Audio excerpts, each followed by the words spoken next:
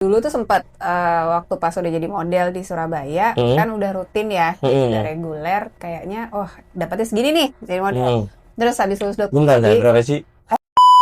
ada tuh yang gara-gara di scaling nih jadi goyang giginya atau gitu. jadi pendarahan terus tuh ada ya kan? Iya, padahal kalau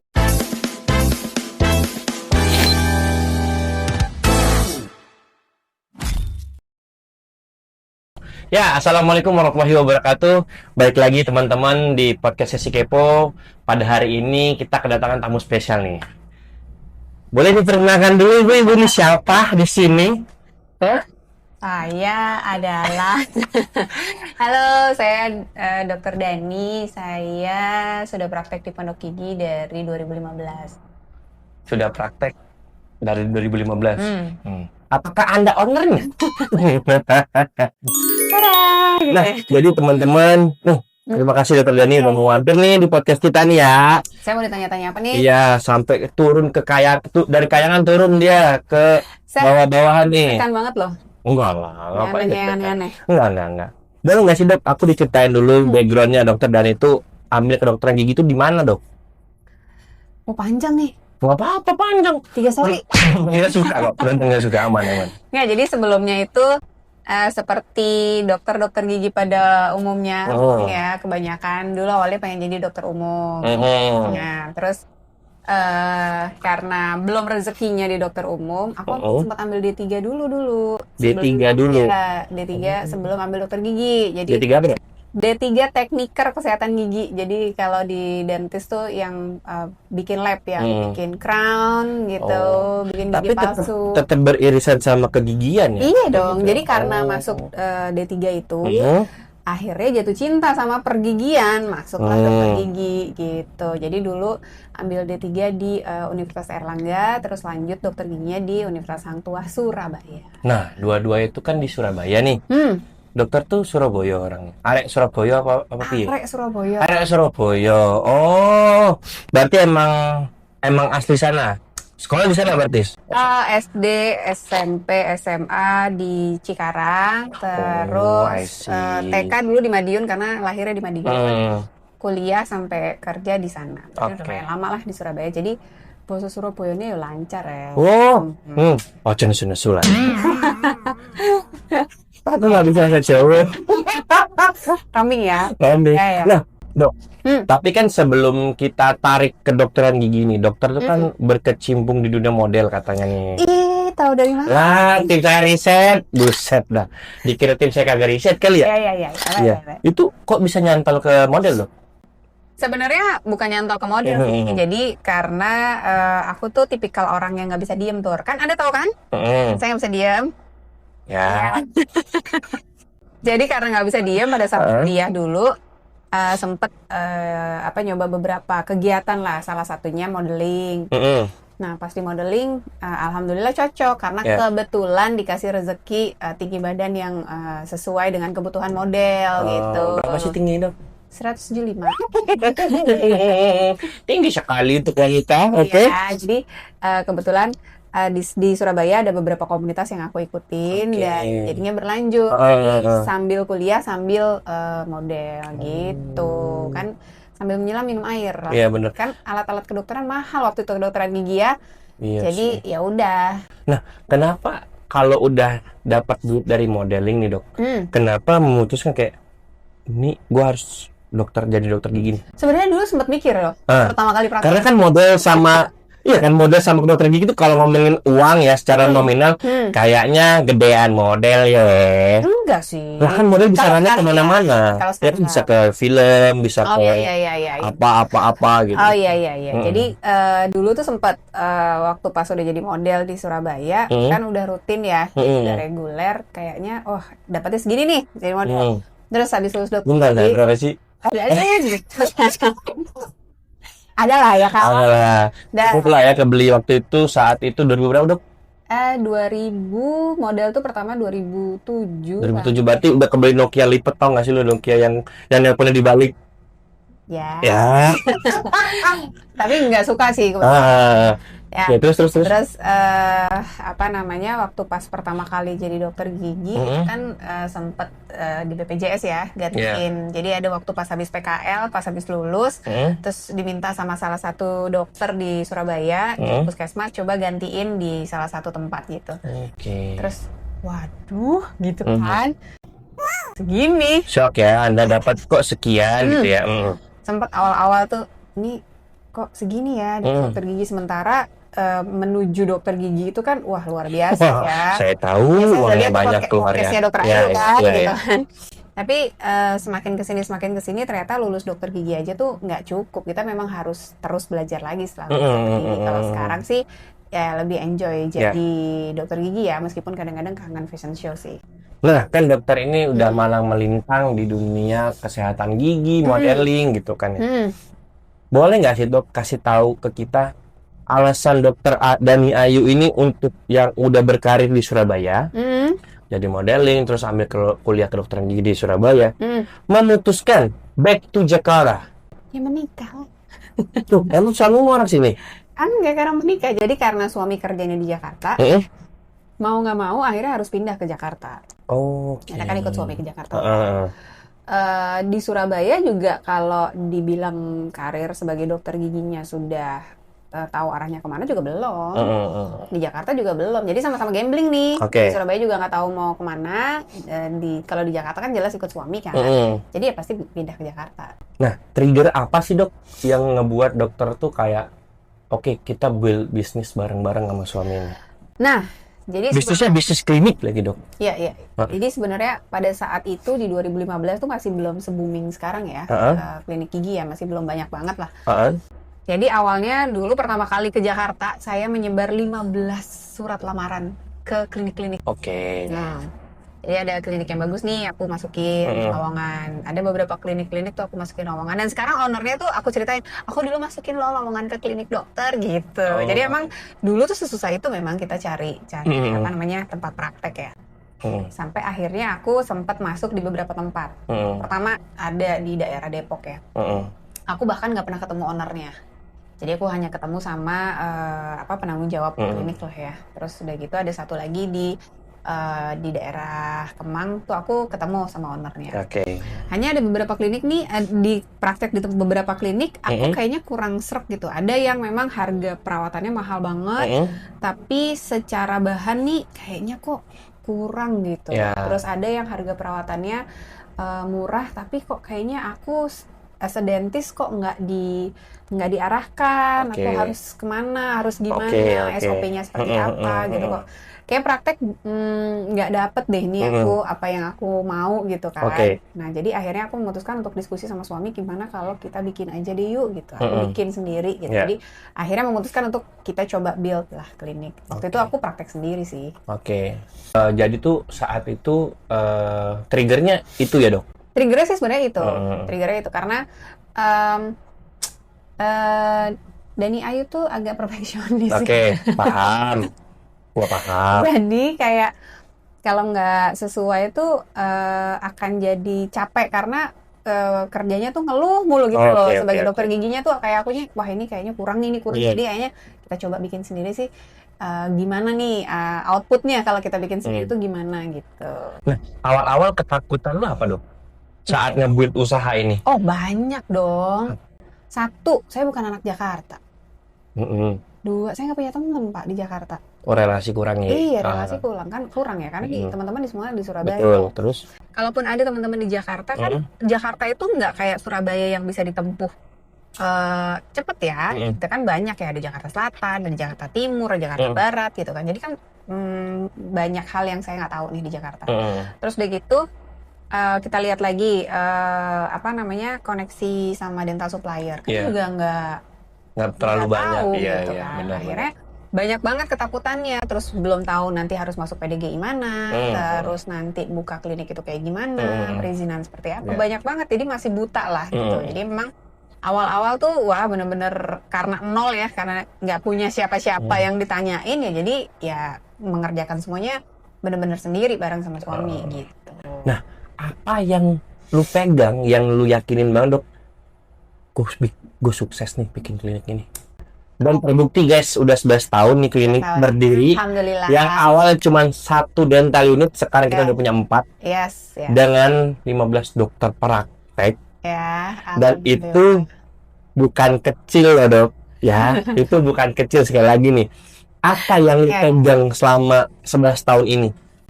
Kan ada banyak orang tuh kayak, oke gue semangat nih di awal. Cuman kalau, aduh nih kayak nggak profit nih, gulung tikar. Nah, apa yang bisa nyakinin seorang Dani Ayu dan suami untuk tetap fight?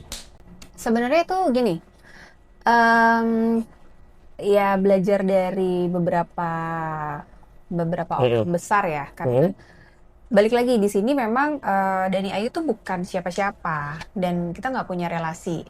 Sesudah gitu, secara bikin klinik tuh bukan kayak yang tiba-tiba ada uang sekian kita bikin klinik sekian gitu. Yeah. First time buka pondok gigi, bahkan pondok gigi tuh pakai dental unit dari made in Indonesia loh, bukan bukan made in China atau made in Korea atau made in India. Apa mereknya? Buatan Jogja, buatan Jogja kalau nggak salah waktu itu ya. Berarti pas lagi ini tuh punten di Sunda.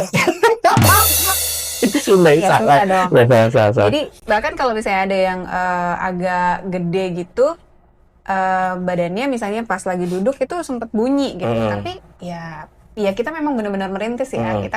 Kita bukan pewaris ceritanya, Pak. Kita perintis ya, Pak. Jadi memang prinsipnya adalah saya sendiri menikmati sebuah proses karena saya percaya ini nggak mudah.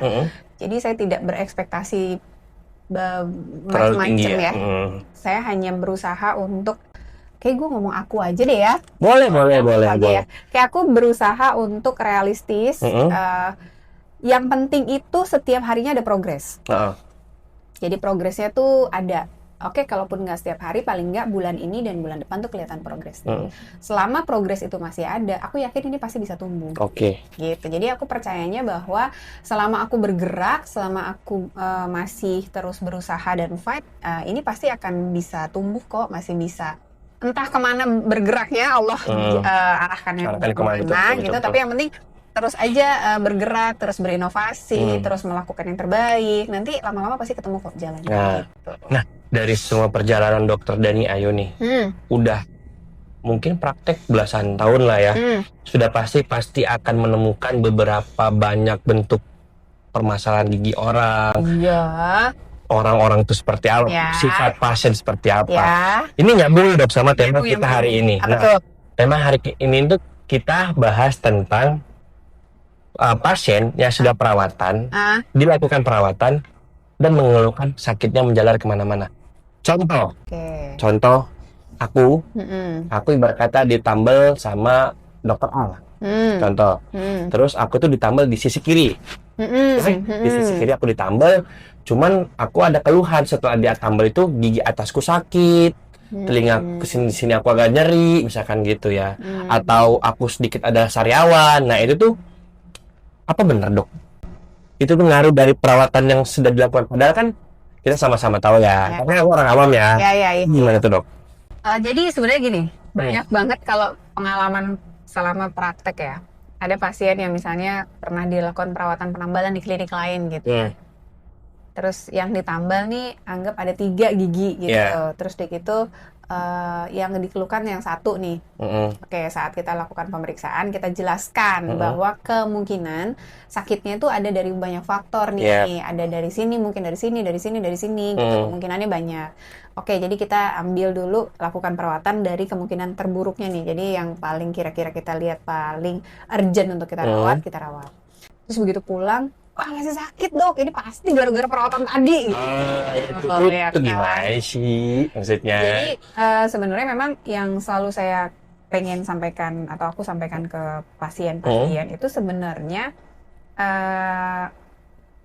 kita tuh harus tahu bahwa kalau sakit itu nggak tiba-tiba sakit. Jadi pasti ada history sebelum akhirnya jadi sakit. Betul. Ya kan? Nah itu yang harus kita tahu dulu. Jadi kalau misalnya, ini gara-gara perawatan ini nih, jadinya akhirnya sakit kemana-mana. Belum tentu juga. Nah itu gimana? Biasanya kalau sudah sakit, pasti lubang giginya sudah besar sebelumnya. Jadi pasti ada recurrent tuh, misalnya kayak sebelumnya tuh sakit, aku minumin obat, udah sembuh. Terus ini sakit, nggak sembuh-sembuh, aku minumin obat. Terus udah gitu aku rawat ke situ, kok malah jadi sakit. Nah, akhirnya dokter yang disalahin. Mau dokter siapapun ya sebenarnya, ini kan bisa mungkin terjadi di siapapun gitu. Nah, itu sebenarnya memang yang harus kita edukasi ke pasien adalah sakit itu nggak mungkin tiba-tiba sakit. Jadi pasti ada perjalanan bakteri yang terjadi lah, itulah perkembangbiakan bakteri, aktivitas hidup bakteri yang menyebabkan jadinya sakit. Atau ada kondisi karang gigi yang numpuk, atau memang ada kondisi lain yang memang kita harus lakukan pemeriksaan. Jadi itu kalau sakit belum tentu karena perawatan itu. Nah, bisa jadi dengan adanya dilakukan perawatan itu, gigi yang ini sembuh, gigi lainnya jadi harusnya memang dia akan sakit atau memang dia memang sudah sakit. Jadi akhirnya baru berasa sakitnya di situ gitu. Jadi nggak bisa kita salahkan perawatan ini karena ini gitu. Biasanya itu yang harus kita garis bawahi itu di situ. Jadi kalau giginya semuanya baik-baik aja, belum tentu nggak ada yang terjadi di situ, belum tentu nggak ada penyakit gitu. Jadi emang harus dicek dulu. Kalau problemnya ada 10, baru dirawat 1, terus habis itu sakit lagi, maksudnya ada rasa sakit setelah itu, ya berarti 9-nya masih belum selesai. Gitu. Tapi itu dijelaskan ke pasiennya kan, Dok? Pasti harus aku jelaskan ke pasiennya. Jadi memang nggak bisa, kadang-kadang gini, dokter gigi tuh melakukan semua treatment, mau dokter gigi dimanapun, aku yakin mereka pasti melakukan treatment tuh sesuai SOP ya, sesuai kondisi pasiennya seperti apa. Jadi nggak mungkin ada dokter gigi yang ngaco banget gitu, terus harusnya diginiin, harusnya gini, kayaknya nggak ada. Hanya memang ini kadang perawatannya belum selesai, terus perawatan saluran akar harusnya kunjungan kembali, terus belum kunjungan kembali, sampai akhirnya giginya udah terlanjur patah. Terus kalau misalnya sudah dirawat, mungkin yang harus dirawat akar ada 3, yang 1 udah sembuh, terus tiba-tiba yang 1 masih sakit. Nah, ini gara-gara kemarin ternyata sakit nih, ternyata bukan karena gara-gara kemarin, ya memang karena giginya aja yang masih belum sembuh atau belum dilakukan perawatan saluran akar semuanya, mungkin gitu. Jadi memang harus komunikasi. Dan dua arahnya harus jalan nih. Iya, dan sebisa mungkin memang ada satu quote video yang mungkin aku kemarin kasih ke Fatur tuh ya. Jadi memang kalau dokter tuh alangkah baiknya kalau pasien pilih dokter nggak ganti-ganti. Misalnya minggu ini sama si A, minggu depan sama B. Saya nggak bisa. Jadi karena histori perawatan itu kan harus tahu. Kalaupun misalnya dioper kan, dokter yang mengoper kan harus ada komunikasi. Dan tidak semua dokter mau berkomunikasi nggak sih? Sebenarnya kalau dokter mau pasti berkomunikasi, pasti mau. Kalau di manuk gigi, sekali lagi digaris bawahin ya. Mungkin kalau di manuk gigi kita pasti akan ada komunikasi. Misal saya ngoper ke dokter A, dokter B, atau dokter Pras, atau dokter Ayu gitu. Pasti kita akan ada komunikasi bahwa pasien ini mengalami kondisi seperti ini, harus dilakukan perawatan ini, dan berkesinambungan. Oh, berarti dokter-dokter tuh sebelum mendeliver pasien ini ke A, B, C, D, E, harus dong discuss dulu tuh sesama dokter. Harus diskusi dong. Jadi nggak kayak, gue kasih pasien lu ke situ. Gitu dong nggak? Enggak dong, kan harus dikasih tahu. Makanya kan ada histori yang harus disampaikan. Berarti kayak apa ya? Kayak bukan debat, apa kayak benda medis gitu ya? Kayak si pasien lain ini ada ini ya, riwayatnya ini. Contoh misalnya pasien A sedang dalam kondisi perawatan kanker, atau sedang dalam kondisi minum pengencer darah, harus kita sampaikan ke teman sejawat kita yang mengerjakan. Pentingnya untuk melakukan perawatan di satu dokter yang sama itu adalah supaya historinya nggak keputus gitu. Nah, kalau di manuk gigi kan kita akan kasih case report ya. Jadi misalnya setelah selesai perawatan kita akan kirimkan semua hasil perawatannya untuk medical recordnya, simpanan medical recordnya pasien, supaya dia tahu nih kalau next dia keluar kota, dia bisa sampaikan ke dokter-dokternya kalau ini sebelumnya kita di Pondok Gigi sudah melakukan perawatan ini. Jadi dokter di sana mungkin bisa menghubungi Pondok Gigi bahwa oke, perawatannya so far aman, baik. Ini tapi ada tambahan lubang nih, mungkin ya bisa ditambal di sana. Jadi nanti di sana nih kirim foto juga. Nanti begitu pasiennya datang ke sini kan kita juga bisa kontrol. Oke, tambalannya semuanya bagus. Jadi sebenarnya bukan karena perawatan gara-gara dirawat ini jadi sakit. Ada tuh yang gara-gara di scaling nih jadi goyang giginya gitu. Jadi pendarahan terus tuh ada ya kan. Iya, padahal kalau nggak di scaling giginya bisa lepas. Gitu. Jadi nggak ada gara-gara ini jadi begini, nggak ada sebetulnya. Yang harus diluruskan tuh sebetulnya adalah itu. Jadi nggak ada gara-gara perawatan A jadi sakit gitu, nggak ada sebetulnya. Nah, Dok, dari semua obrolan kita nih kan ya, dokter kan pernah nggak sih ketemu sama kasus seperti itu? Beberapa, sesering lah ya. Nah, challenging-nya itu yang mana, Dok? Mencari sumber nyerinya atau meyakinkan kalau ini tuh emang harus dirawat. Misalkan kayak tadi tuh ada 10, yang baru dirawat 1. 9-nya berarti 9-nya ada bermasalah dong. Ya. Gitu. Challenging-nya adalah memberi pengertian ke pasien sebetulnya. Memberi pengertian ke pasien bahwa sebenarnya kan kalau perawatan gigi itu kalau kita bilang murah juga nggak murah kalau dia udah kasusnya udah besar. Tapi kalau kita bilang mahal kalau dia kasusnya cuma scaling aja nggak mahal sih menurutku ya. Jadi challenging-nya ke pasien, menjelaskan ke pasien kalau misalnya pasien ini punya 10 masalah. Oke. Nah, dia itu fokusnya ke 1 masalah. Nah, kita harus mencoba mengedukasi bahwa sakitnya itu bisa disebabkan karena 10 macam ini ya, loh. Bukan gara-gara cuma satu macam ini ya. Aja gitu. Paham. Jadi harus ada 10 nih yang ditangani. Nah, nanti yang dikhawatirkan adalah dokternya nih ini nambah ini perawatan nambah ini enggak begitu, tapi ini lebih ke holistic treatment. Oke. Jadi masalah ini timbul mungkin bisa terjadi karena sebentar. ini. Holistic treatment itu apa? Holistic treatment itu adalah perawatan secara keseluruhan. Oke. Jadi kalau misalnya ada lubang gigi, terus di sekitar rongga mulutnya banyak karang giginya, kita fokusnya ke lubangnya aja. Salah. Kita buang dulu nih rumah bakterinya. Si karang giginya kita buangin dulu. Oh, kenapa, Dok, kalau misalkan kita nambah tanpa di scaling? Ibarat kata kita mau renovasi rumah tapi rumahnya lagi dalam kondisi banjir, banyak lumpur, ada, kan jadi nggak clear, nggak steril, nggak bersih.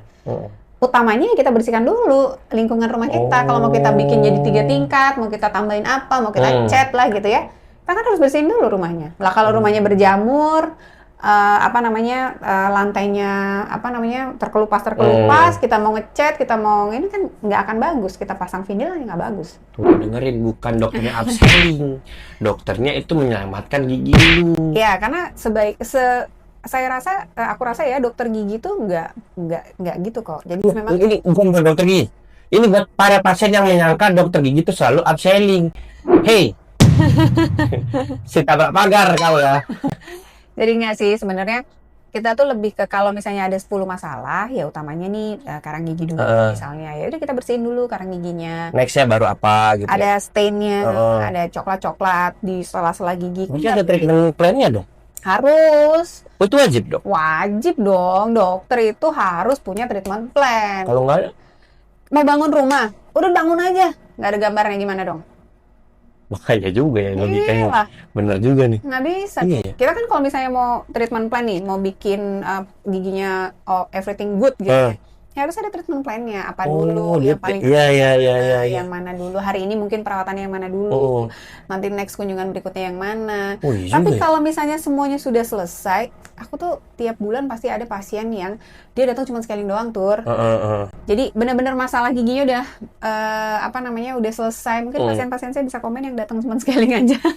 Karena emang udah benar-benar selesai. Datang cuma scaling aja. Kan nggak mungkin kalau dia sudah bersih semua, datang scaling aja terus scalingnya jadi mahal banget. Iya, nggak mungkin lah. Masa sih? Scaling pasti murah. Tapi kalau datang belum pernah scaling selama 20 tahun, ya beda sama yang rajin scaling dong. Secara harga ya. Iya dong. Iya dong. Secara logika. Iya, pasti. Tapi kan banyak pasien-pasien yang anomali, kita sebut anomali lah ya. Iya. Banyak yang kayak, kan gue cuma scaling. Tapi kok sebenarnya segini, gitu. mungkin pasien nggak mengerti, nggak paham. Makanya memang kita harus tunjukkan. Jadi kasusnya kondisinya seperti ini, ini kenapa kok harganya sekian, karena ini. Jadi memang sebetulnya lebih ke komunikasi antara pasien dan dokter gigi. Kalau komunikasi itu gampang, udah ada ilmu komunikasi. Fakultas ilmu komunikasi nggak dibikin. Karena komunikasi itu sebenarnya susah. Jadi poin utamanya adalah komunikasi gitu. Jadi komunikasi itu sih itu penting. Jadi kamu kapan mau komunikasi dengan Mas Roji? Nanti dibalas deh gua. Kok dibaca gitu? Kok garam? Jadi gitu. Pesan dokter nih. Pesan dokter Dani Ayu untuk pasien yang selalu panik, langsung panik, misalkan setelah treatment, misalnya habis treatment apa, terus dia mengeluhkan sakit ada di mana gitu menjalar. Ya. Itu apa nih pesan dokternya? Jadi sebenarnya kalau misalnya kondisi giginya semuanya baik-baik aja, itu nggak mungkin sih sampai begitu selesai perawatan, wah langsung sakit semua gitu, nggak mungkin. Jadi kalau misalnya memang PR-nya masih ada 5, masih ada 6, masih ada 7 gitu ya, kalau pas habis selesai perawatan masih ada keluhan sakit, langsung komunikasikan aja sama dokternya. Karena kan kalau misalnya memang dokternya bisa diakses ya, dalam arti adminnya juga bisa menjawab pertanyaan dengan cepat, itu kita pasti akan pantau, dan nggak mungkin dokter gigi nggak mantau. Jadi pasti akan dipantau setelah ini gimana rasanya, dan setelah ini gimana impact-nya. Jadi kalau misalnya masih ada keluhan, nggak usah khawatir sakit, nggak usah khawatir kalau ini gara-gara perawatan itu, tapi lebih dikomunikasikan. Mungkin perawatan yang sudah dilakukan ini membaik, tapi ini sakit karena timbul karena masalah lain gitu, atau Berarti ada hal lain. Sepenting itu after market ya, sebutin after sale, maksudnya setelah tindakan itu kita follow up pasien. Oh, harus di pondok gigi, pondok gigi terus ya kita jawabnya. Anda ada di sini, ini punya Nah, ya benar dong. Di sini itu kita pasti akan selalu tanyain ke pasien 1-2 hari setelah perawatan, pasti kita tanya. Nah itu wajib ya. Jadi bukan untuk menanyakan kapan datang lagi atau apa, bukan sekedar itu, tapi bagaimana setelah perawatan tuh, apakah ada keluhan atau enggak gitu. Banyak banget nih pertanyaannya. Nah dok, ini terakhir dok. Ya. Satu hal yang harus diingat sebelum menyalahkan tenaga medis, apa dok? Satu hal yang harus diingat sama pasien nih sebelum dia menyalahkan tenaga medis. Kan perawatan dia A, tiba-tiba sakit nih dia nyalain medis. Ini pasti gara-gara dokter ini. Apa yang pesan apa dokter pengen sampaikan? agak deep ya ini ya. Agak harus deep. Owner. Mak saya tanya. Jadi sebenarnya gini, saya rasa agak maju nih duduknya nih ya. Semua tenaga medis ya, mau siapapun itu pasti berharap ingin memberikan yang terbaik ke semua pasien. Karena memang kita disumpah untuk melakukan hal itu. Begitupun kita berlaku baik terhadap sejawat kita. Jadi nggak ada sama sekali niatan tenaga medis untuk melakukan tindakan yang pastinya merugikan pasien. Hanya sometimes kita tuh benar-benar nggak tahu nih kondisi pasien itu saat sudah pulang ke rumah tuh kondisinya seperti apa. Atau mungkin pasien tuh nggak cerita kalau pasien datang ke sini dalam kondisi dia punya GERD, dia punya darah tinggi, dia punya gula, dia punya macam-macam. Cerita podcast Gomayu nih dok? Iya, dia nggak cerita tentang riwayat medisnya, atau dia ada penyakit bawaan lainnya yang tidak ingin di-share ke dokternya, sehingga dokternya melakukan sesuatu yang ternyata bertolak belakang dengan kondisi medisnya dia, sehingga ada efek samping lah bahasanya gitu ya. Itu kan sebetulnya faktor X yang bisa kita minimalisasi dengan adanya komunikasi tadi. Jadi sebenarnya saya seyakin-yakinnya, mau dokter gigi, mau dokter umum, mau dokter bedah, mau dokter paru, mau dokter apapun, itu keinginan untuk memberikan yang terbaik dan menyembuhkan pasien itu lebih besar ketimbang keinginan lainnya. Jadi kalau dia sudah berkeinginan menjadi dokter, otomatis kan jiwa ingin menyembuhkannya tuh jauh lebih besar. Jadi nggak ada sih sebenarnya tenaga medis yang berkeinginan untuk merugikan pasien gitu. Apalagi kita tuh kerjanya nonstop. Bahkan ada beberapa teman-teman dokter yang bahkan dia lebih memilih melakukan treatment dulu baru dia makan. Jadi nggak makan dulu bahkan gitu ya, kecuali mungkin ibadah sholat ya. Jadi mungkin lebih ke kita harus bisa saling menghargai satu sama lain lah.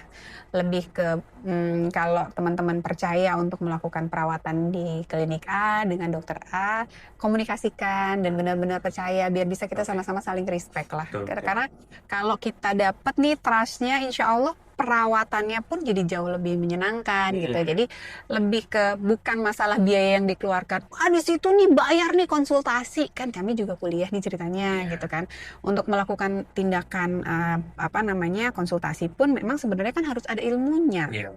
Nggak mungkin dong kita 0-0 terus nerima konsultasi, kan nggak boleh gitu. Sama halnya kalau kita ke bengkel aja, kita sama teknisi yang mahal aja pasti kan price-nya berbeda gitu. Jadi lebih ke cek aja bayar gitu. Lebih ke kita harus bisa sama-sama saling menghargai. Sekarang saya tuh pengennya semua masyarakat, pasien-pasien saya atau pasien-pasien pondok gigi kita bisa sama-sama saling menghargai.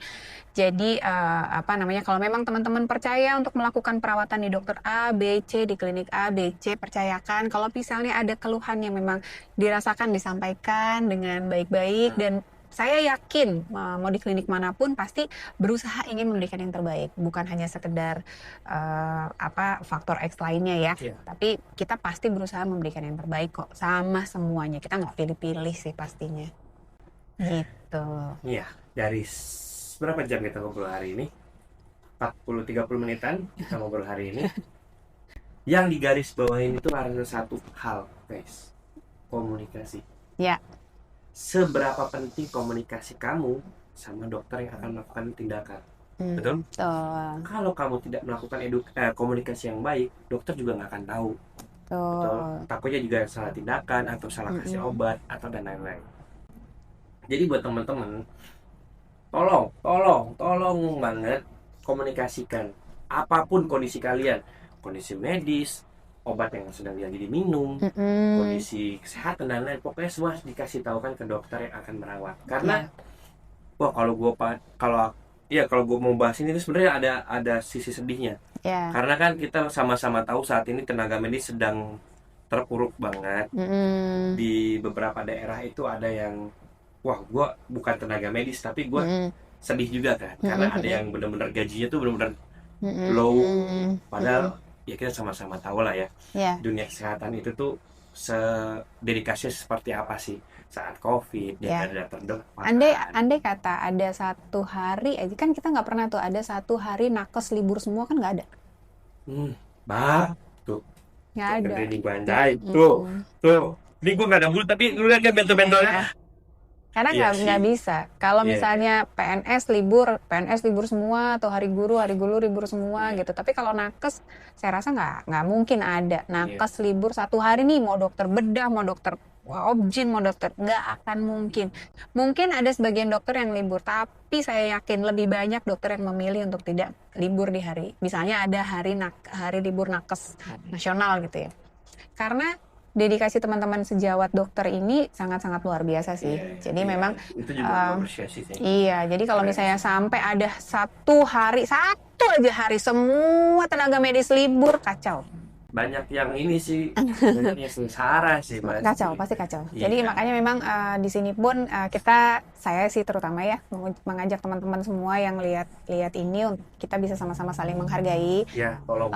Komunikasikan apapun yang teman-teman rasain, jangan takut dokternya nanti gimana-gimana. Enggak, dokter pun pasti jauh lebih cerewet daripada kalian semua. Jadi komunikasiin, kalau ada yang dirasain diobrolin, nggak perlu harus sambil marah atau apa. Coba dikomunikasiin aja. Misal nih, wah kayaknya aku nggak cocok nih sama dokter Dani. Oke, mungkin cari opsi lain gitu. Boleh kan, kayak ke dokter Pras nih, kalau di pondok gigi, ternyata aku cocoknya sama dokter Pras. Nggak apa-apa, it's okay gitu kan.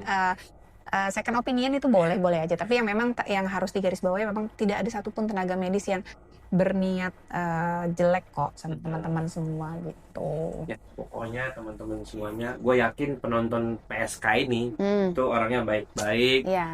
Sudah edukasinya juga lebih bagus juga kan. Tingkat pendidikan juga pasti di sini ya kan, masa saya di sini kan nggak mungkin. Penonton PSK ini bagus. Dok, sebelumnya terima kasih sudah tangannya dingin. Takut ada pertanyaan aneh-aneh. Terima kasih Dokter Dani untuk mampir di podcast kita kali ini. Buat teman-teman pencinta PSK, pencinta PSK nih gitu kan. Kalau kalian suka sama video kali ini, kalian bisa like, share, and comment ya. Sampai ketemu di video selanjutnya. Bye-bye.